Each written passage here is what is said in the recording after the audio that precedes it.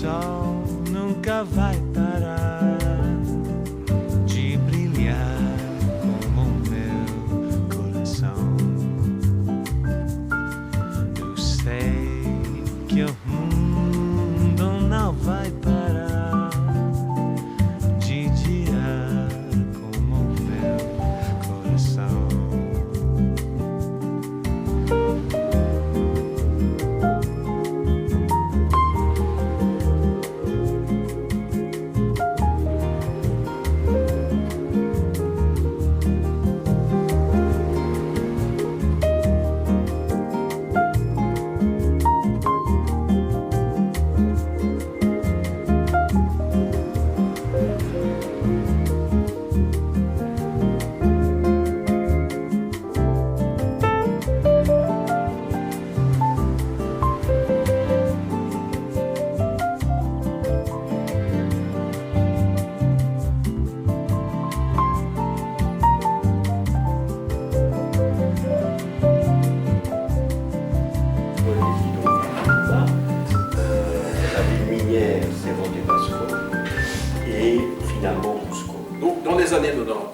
Déjà présent dans les années 90. Oui. Depuis quelle année? Mais disons, mon premier contact avec le Pérou, c'était en 1976, le deuxième en 1979, et je suis au Pérou depuis 1983, où j'ai aidé à faire découvrir le pays directement. Et en 89, on a créé un voyage plus ou moins stable sur le Pérou, depuis 89 professionnellement. Et quand est-ce que vous impliquez au niveau culture? C'est la culture qui nous a attiré au Pérou. C'est un petit peu le fait de se dire, tiens, on a fait des reportages, on a lu Tintin, est-ce qu'on dit dans l'album, est-ce qu'il y a quelque chose qui ressemble à cela dans la réalité? Je ne sais pas si certains se rappellent que déjà en matière de boisson, le capitaine Haddock s'exclame « Ah, ce bisco, le plus beau jour de ma vie ». Il y a des tas de filles dans la scène. Quelle page? Et pourtant, je vous aide. Page 2. Page 2. Effectivement, dès la page 2, le capitaine Haddock s'exclame « Ah, ce bisco, le plus beau jour de ma vie ». D'accord. Il y en a qui parle du doigt, non? Ah non, ça aussi, oui. Qui tire son chapeau, d'ailleurs. Pardon? Est-ce que les dames, quand ils sont fâchés? Si vous avez des doutes, je vous invite. Elle est taquinée un peu. Mais il y a des risques de confirmer la version en question. Donc on est dans les années 70 déjà. Donc 70, c'est le premier contact pour des vacances. En fait, 76, 79, même chose. Et 83, là, on est plus présent dans le pays. Cette idée de rester dans le pays, qu'est-ce qui a été l'élément déclencheur de se dire bon, on quitte l'Europe et on reprend ici? Eh bien, je crois que quand je suis arrivé en 76, c'était la transition militaire au civil. Il y avait un général qui était la tête de l'État. Et c'était vraiment la transition, passer d'un État plus ou moins dictatorial à un élément sur lequel on avait passé à des élections universelles. Et très curieusement, et en plus de ça, il y avait l'état de siège le soir et couvre-feu. Et le lendemain, le petit matin, on se levait, tout ça avait disparu, tout ce côté militaire, toute cette charge était là. Et on avait l'impression qu'on était beaucoup plus libre que dans n'importe quel pays d'Europe.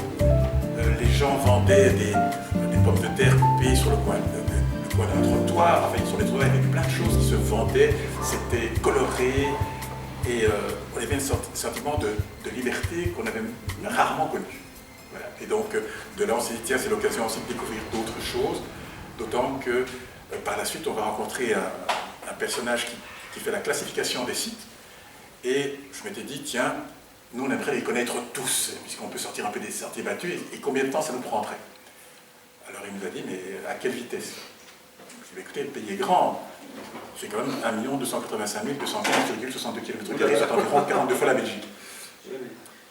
Et il m'a dit, mais à quelle vitesse? Je dis, je sais pas, entre 1 et 5 sites par mois. On a le temps. Il m'a dit, à ce rythme-là, tu en as pour un peu plus de 10 générations. Ouh là là.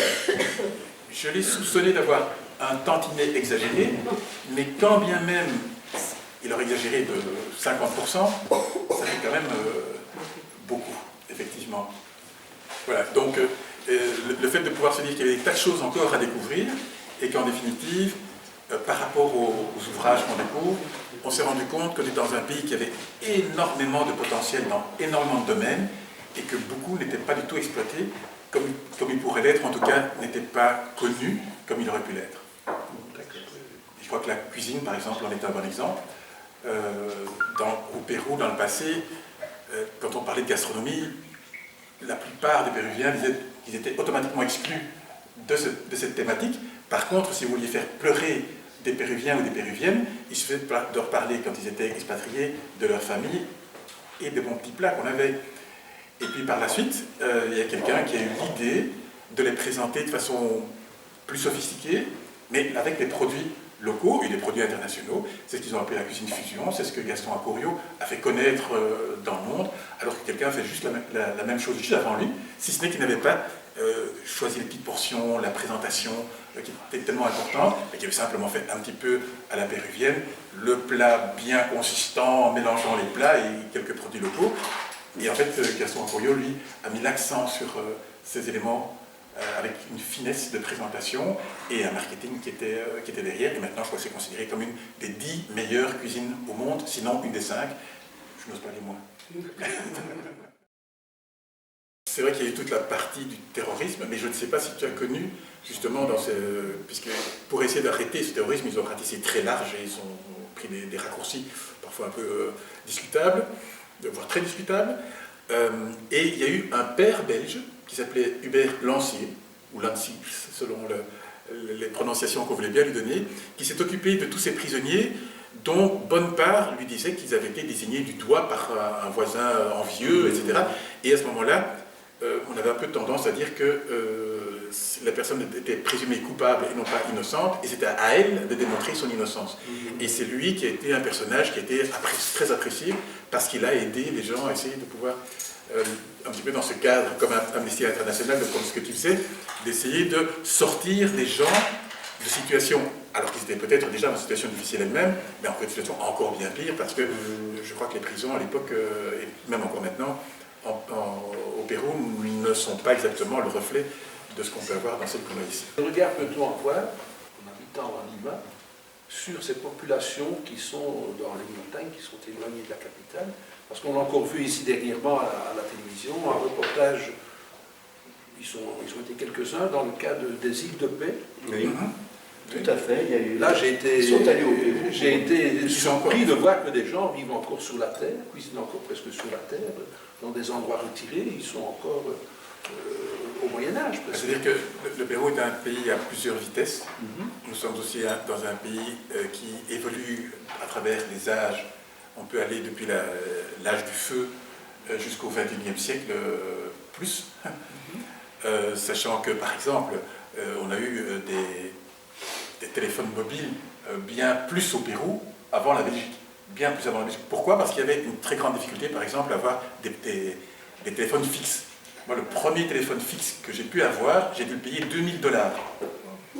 Et quand j'ai dit $2000, vous plaisantez. On m'a dit non, prenez-le. Il y a des fils de 6 mois à 1 an et à des prix bien supérieurs. Et quand le téléphone mobile est arrivé à $500 pièce, il y a des gens qui en achetaient 2, qui en achetaient 3 et qui mettaient ces téléphones comme ça parce que tout d'un coup, on avait accès, il n'y a plus de liste d'attente, ce genre de choses. Donc il y a des sortes de dichotomies spatio-temporelles qui font qu'il y a des gens qui vivent encore en Amazonie et il y a encore des populations dont récemment on a dit ils viennent de découvrir, avoir des contacts avec la civilisation, un avion, ce genre de choses. Il y a des tas d'endroits dans les Andes et voire même dans Lima où on a l'impression qu'on est en Belgique, mais dans les années 50 ou 60. Il y a encore des rôles qui sont, je ne sais pas, par exemple, une petite communiante qui est habillée comme une petite mariée, de poney, ce genre de choses. Il y a des traditions. Le péruvien a quand même des éléments qui sont encore très traditionnels. Le côté machisme, puisque tu as parlé de la force de la femme, et en fait, le côté machisme, c'est un côté qui a été ancré de la façon la plus forte par les femmes. Quand un homme devait être un homme. Si tu te laisses trop faire, etc., Et si tu n'as pas de répondant, ce genre de choses, et si tu ne payes pas tout, tu n'es pas un homme. Et donc ça, c'est quelque chose qui est resté ancré. Maintenant, c'est en train de changer de façon... Moi, je voyais ça en venant de Belgique. En Belgique, on pouvait dire, tiens, avec une dame ou une demoiselle, tiens, j'ai faim, est-ce qu'on n'irait pas manger? Au Pérou, ça signifiait automatiquement, s'il y avait un garçon, 2 ou 3 filles, ou 4 dames, c'est lui qui payait tout. Alors qu'on on se disait plutôt, si quelqu'un dit j'ai faim, est-ce qu'on n'irait pas manger, on partage la mission. Sauf si on dit je t'invite. Au Pérou, non, c'est resté pendant très très longtemps ce principe de c'était l'homme qui invite et qui paye. Il se débrouille comment il fera pour trouver les sous, mais c'est lui qui paye. et donc, les femmes étaient aussi très, très à cheval, enfin les mamans vis-à-vis de leurs filles, en disant, mais écoute, tu dois avoir quelqu'un qui a les moyens, quelqu'un qui paye, il faut qu'il soit ceci, cela, cela, cela, cela.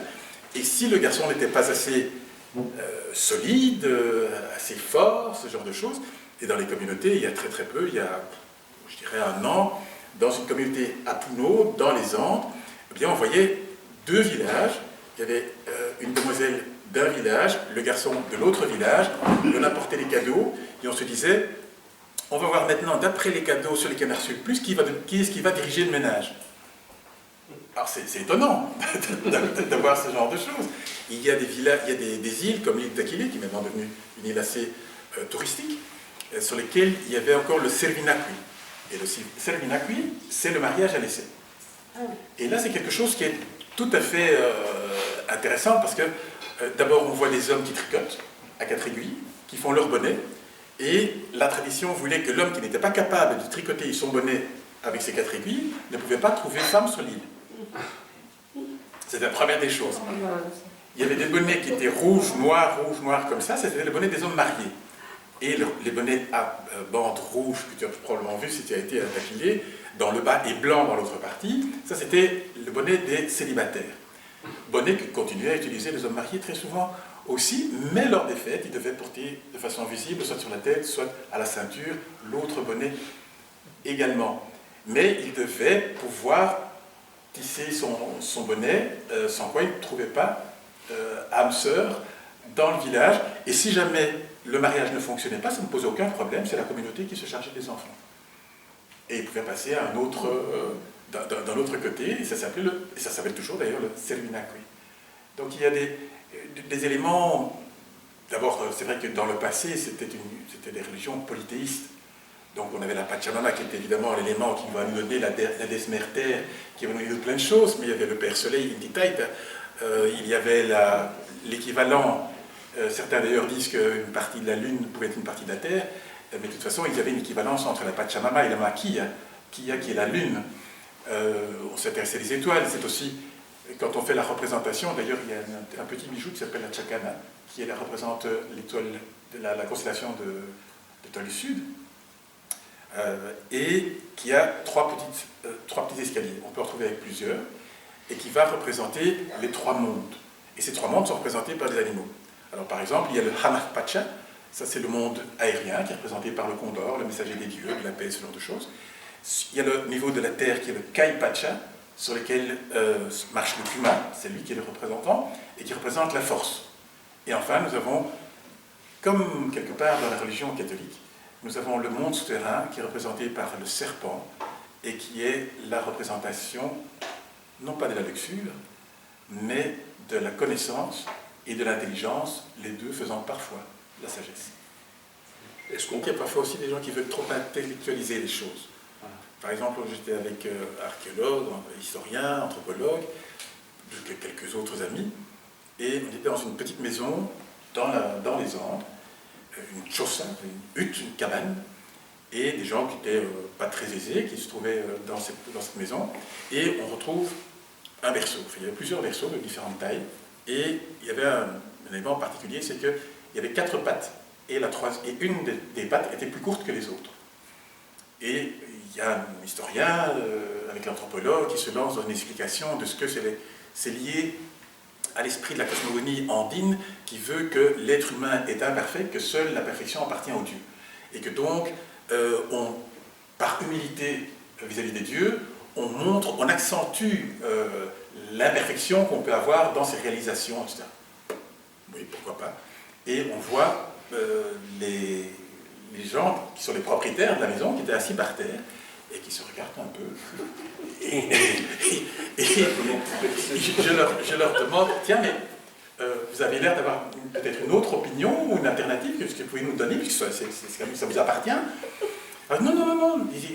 Enfin, comme la tradition là-bas, c'est simplement cassé. Non, papa, t'as bien lo que dit le prof. Non, c'est très bien ce que dit le professeur. Non, je ne vais pas avoir de problème. On le laisse. Puis je dis, non. Alors j'attends que tout le monde parte et j'essaie de sortir en dernier. Et puis je leur demande, je dis quand même, entre nous, vous pouvez me dire, parce que je ne suis pas convaincu par votre réponse. Ils disent, non, mais nous, on est des gens ignorants, on n'a pas été vraiment à l'école, on ne sait pas vraiment les choses. Nous, on est toujours occupés, on a toujours les mains occupées, qu'on soit en train de tisser, enfin de tricoter, qu'on soit en train de touiller et on papote, et on est toujours occupé avec les mains occupées. Et parfois, le bébé, qui est dans le berceau, commence à pleurer. Mais comme on a les mains occupées, eh bien, on glisse le pied sous la patte qui est plus courte, et puis on le soulève un petit peu, et ça berce le bébé. Côté pratique, quoi. Si vous regardez dans la partie très intellectuelle, etc., probablement vous allez retrouver la cosmogonie de l'imperfection, etc. Moi, comme je suis une mauvaise langue, j'aurais tendance à m'intéresser au côté bébé qui pleure. Mais vous voyez, ça c'est le côté d'intellectualisation, parfois qu'on trouve des choses. Mais parfois, je trouve qu'on cherche un petit peu trop loin, et je pense une des grandes sources, et ça, je crois que c'est quand tu poses la question quand tu as posé aussi la question de voir s'il y a des populations qui vivent encore dans les Andes, de façon ancienne, des choses comme ça, je crois que c'est là qu'on va avoir quand même aussi toute une série de réponses. Envie d'y retourner? Clairement, oui. Oui. Oui, parce que d'abord c'était fort bref, que probablement des choses ont changé depuis. Tu parlais des sites, que tu voulais faire le tour des sites. J'ai découvert récemment qu'on en trouve encore régulièrement. Il y a notamment un architecte de l'ULB qui a encore fait des découvertes récemment. Peter Ricotte. Oui. Et j'ai même lu quelque part qu'il y aurait même un site qui serait encore plus prestigieux que le Machu Picchu. Le seul problème, c'est que pour le rendre accessible, ça coûte très cher. Et vu les problèmes d'environnement qu'il y a sur le Machu Picchu à cause du nombre de personnes qui y passent, il y aurait un projet pour rendre cet autre site accessible. C'est un pays où on n'en a jamais fait le tour. Je pense que le nom du site? Non, je ne l'ai pas. Parce qu'il y a un autre site qui n'est pas très éloigné, qui s'appelle Choquequirao, qui se traduit par le berceau d'or. Parce que c'est parfois intéressant aussi de voir la signification quand on traduit les... Machu Picchu, c'est le vieux pic, le Huayna Picchu à l'arrière, c'est le jeune pic, parce qu'il y a aussi cette dualité entre le jeune, le vieux, le féminin, le masculin, ce genre de choses. Mais Choquequirao, par exemple, c'est un site qui est proche de Machu Picchu. D'ailleurs, on sait faire tout un circuit qui passe par Choquequirao et puis qui va rejoindre Machu Picchu ou aller plus loin sur Espiritu Pampa, quelque chose comme ça, dans la partie déjà amazonienne de la jungle de montagne. Puisque ce pays est extrêmé, puisqu'il a la côte, il y a la cordillère des Andes et puis il y a la jungle de montagne, le bassin amazonien. Mais déjà rien qu'en entendant Guy, ça me donne envie d'y retourner. Oui. Ah mais je t'y convie. Créateur d'un village. C'est né comment, c'est? Oui, pour répondre aux questions des voyageurs qui voyageaient avec moi, qui me demandaient, tiens, mais on parle beaucoup des Incas, puis on se rend compte qu'il y a des tas d'autres cultures qui étaient là. Parfois, on a des hésitations, des gens qui me demandent, tiens, les Incas, les Aztèques, les Mayas, est-ce qu'il y avait beaucoup de différences? Bon, c'est clair que dans un cas, on est en Amérique du Nord, en Amérique centrale, et puis après, nous, on est en Amérique du Sud, et les Incas, là où il y avait les Incas, les Nazca, les Paracas, les Sachapoyas, il y en a énormément, mais le village que tu mentionnez, c'est né de l'idée de voyageurs qui demandaient, tiens, et comment est-ce qu'on vivait à l'époque Inca? Comment les gens travaillaient? Est-ce qu'ils mettaient un pyjama? Est-ce qu'ils jouaient à quelque chose? Comment est-ce qu'on construisait? Puisqu'on a vu aussi des tas de constructions antisismiques, superbes, très bien réalisées, et dont d'ailleurs certaines se sont posées des questions de certaines similitudes qu'on pouvait trouver parfois très loin, comme sur l'île de Pâques par exemple.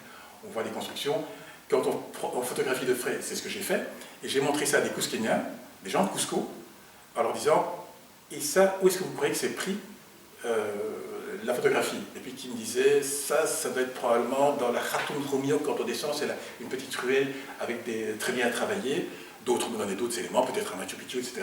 Et en fait, c'était pris sur l'île de Pâques. Et puis alors, on se rend compte qu'il y a des gens qui ont imaginé qu'il peut y avoir des relations entre le continent et les îles. Et donc, ce que j'ai voulu faire, simplement, c'est de faire une sorte d'archéosite dans lequel le voyageur pouvait venir voir comment est-ce qu'on vivait à l'époque, avec des éléments qui sont encore utilisés tous les jours. Par exemple, le paysan qui utilisait la chakitaclia dans le passé, c'était une sorte de bêche. On utilise toujours les mêmes, si ce n'est que dans le passé, il y a des éléments qui étaient en bois, qui étaient en pierre, et maintenant, c'était souvent des lames de ressort de voiture ou de remorque. Et quand on voyait les sandales qui s'appelaient uchuta, et qui étaient en cuir, qui étaient de bonne ou mauvaise qualité, maintenant, souvent, elles sont en pneus de voiture ou de camion, qui fonctionnent très bien, qui gardent très bien. D'ailleurs, si je regardais, à mon avis, 40 000 km, si j'étais gouttière, on avait une demain. émission sur les fabriques de chaussures avec les semaines de voitures, ce genre de choses. Voilà. Et c'est très utilisé. Il y a une info qui arrive ici, voilà, Pérou, nouvelle découverte archéologique dans la zone d'Ollantaytambo. Voilà. Donc Ollantaytambo, c'est dans la vallée sacrée, entre Machu Picchu, Pisac, le long du fleuve Vilcanota ou Vilcanayo. Donc c'est peut-être ça que tu as entendu parler, cette nouvelle découverte. Je crois que le Pérou est, avec la Mésoamérique et l'Égypte, une des parties du monde où il y a le plus de sites qui ont déjà été découverts, de plus de sites qui sont à l'étude et le plus de sites pour lesquels on pense pouvoir aller les mettre à jour parce qu'on sait déjà où ils sont. Sans compter ceux qui aiment le côté mystérieux, ceux qui ont envie de parler d'Eldorado. Au Pérou, on parle de Paititi, ça c'est la cité d'or qui est cachée quelque part en Amazonie ou dans les Andes. On a été les chercher au Paraguay, on l'a cherché en Colombie, on l'a cherché dans différents endroits. Maintenant, la plupart des chercheurs sont en train de se concentrer sur le Pérou. Mais c'est le côté un petit peu aventure, mystérieuse qu'on peut avoir. Mais c'est clair que dans un pays où on trouve au moins un site chaque année, il y a une place pour le rêve. Et toi, tu y étais d'origine belge? Nous avons eu, oui, des connexions avec la Belgique qui ont été très fortes. Hein. On a parlé de Charles Quint qui a régné sur à la fois l'Empire romano-germain et le Grand Pérou et le Grand Mexique. Mais nous avons eu dès le premier président constitutionnel du Pérou, il a épousé une princesse belge c'était une princesse belge qui était Arnoldine Caroline Irénée de Los Corsoaren. Oula, redites-le. Caroline Arnoldine Irénée de Los Corsoaren, et qui a épousé José de la Riva Agüero.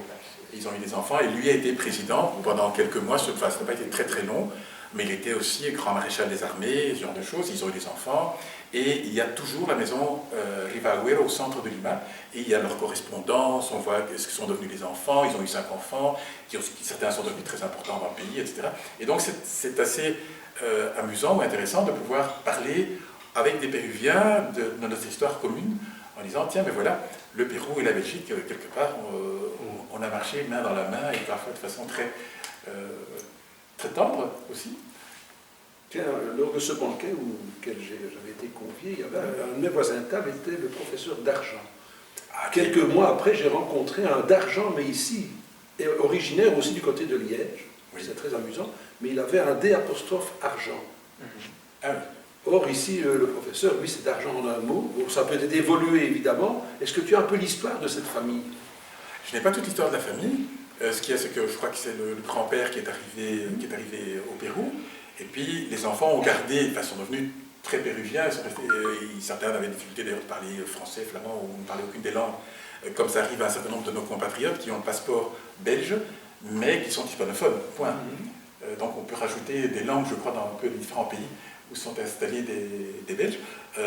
Eduardo d'Argent a écrit des ouvrages, notamment Presencia Flamenca et la Sud-Américaine coloniale, qui est la présence flamande dans l'Amérique du Sud coloniale, mais c'est flamande dans un sens un peu étendu, sachant que nous avons fait partie des 17 provinces, des Pays-Bas, enfin ce genre de choses, et que quelque part on était tous...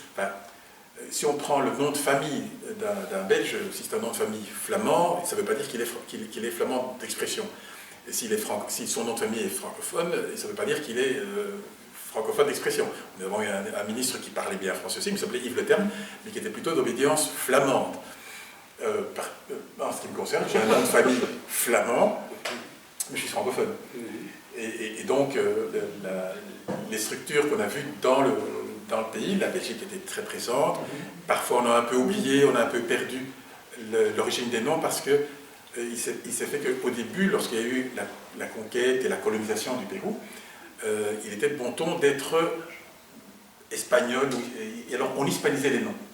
Et donc on ne sait pas dire combien il y a de Belges ou d'origine belge qui sont arrivés là, sauf quand ils ont eu des problèmes ou qu'ils ont été mis sous les lampions. Donc par exemple, je sais pas, ou bien quand il y avait quelque chose qui nous rappelait la Belgique, il y a Juan de Bruxelles, on dit, ah tiens, Bruxelles, c'est probablement. Il y a eu Cusco, vous avez été à Cusco, j'imagine. Il y a 2 églises. C'est assez rare d'avoir 2 églises sur une même place. Alors il y a la cathédrale, et quand on regarde, il y a une autre église qui est plus haute en fait, parce que la cathédrale monte après une volée de marche, et l'autre elle commence presque en dessous du niveau de la rue, et les clochers, les pointes sont à peu près au même niveau. L'une c'est la cathédrale, l'autre c'est la Compagnie de Jésus. Et quand on demande, tiens, qui étaient les architectes, etc., soit on ne sait pas, soit certains nous disent, ah, il s'appelait Juan Bautista Egidiano. Seulement, impossible de trouver le lieu de naissance de ce Juan Bautista péruvien Egidiano. En fait, il est né en Belgique, il est parti de Gand, et il s'appelait Jean-Baptiste Gillis. Et donc nous avons eu, et donc on retrouve parfois, parce qu'ils ont laissé une grande trace, on a eu aussi les premiers personnages qui ont fait les monnaies, et qui ont fait la pesée exacte des métaux, pour pouvoir faire ce genre de choses. Donc on a un panel assez large de Belges qui sont retrouvés là jusqu'à aujourd'hui. J'ai été surpris par la propreté de Lima. Par rapport à Bruxelles, évidemment. C'est vrai que... À la discipline aussi des gens aux arrêts de bus.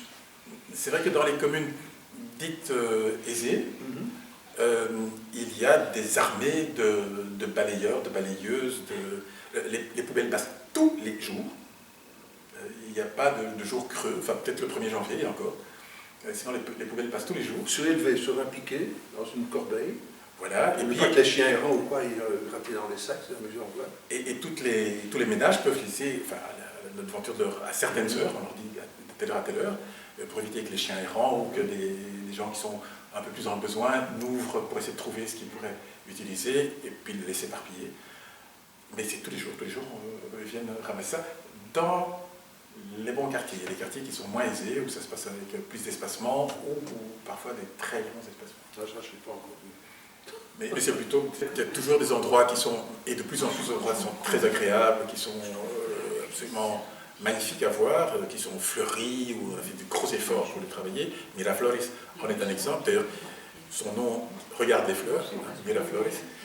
Mais d'un autre côté, il y a encore des endroits qui sont plus excentrés, plus abandonnés, plus de difficultés économiques, avec des problèmes parfois judiciaires, un maire qui a eu un problème, ou bien des problèmes qui sont aussi liés avec des entreprises, parfois c'est dû à de la corruption, de la malfaçon, des choses comme ça, et alors on se retrouve avec des travaux qui sont inachevés, des éléments comme ça, ou des villages dans lesquels la compréhension vis-à-vis du citoyen amène à un visage pas toujours très agréable, comme par exemple on va retrouver ça sur Juliaca, etc. On voit des maisons avec des tas d'éléments de fer qui dépassent, qui ne sont pas très jolis. Mais le problème, c'est que ça montre qu'on va peut-être mettre encore un étage de plus à cette maison, et peut-être encore un. Donc c'est jamais terminé. Et pourquoi? Parce que on ne paye pas d'impôts, moins de taxes communales, si la maison n'est pas terminée. C'est ce qu'on a vu en Turquie aussi. C'est dans notre pays aussi. Voilà. Et moi, je pense qu'on devrait faire l'inverse, c'est de dire, voilà, vous allez payer des cotisations beaucoup plus élevées tant qu'elle n'est pas terminée, et une fois qu'elle sera jolie et terminée, on va baisser un peu le niveau, et ça tendrait peut-être à faire des villes plus rapidement plus jolies. Il y a d'autres voyages.